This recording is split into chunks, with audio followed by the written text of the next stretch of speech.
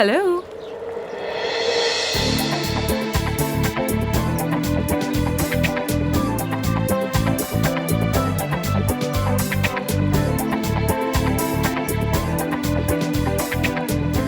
बहुत चमक रही हो। बहुत शुक्रिया तुम्हारा। वैसे हैरान हो गया हूँ मैं, मुझे यकीन नहीं था कि तुम पार्टी में आओगी। तुम जानते हो ना कि मेरे ज्यादा फ्रेंड्स नहीं है इस्तांबुल में, और नेबर से भी कोई खास ताल्लुकात नहीं है, तो सोचा कि हूँ आऊँ, कुछ फ्रेंड्स बन जाएंगे मेरे। मगर ये तो नाइंसाफी है।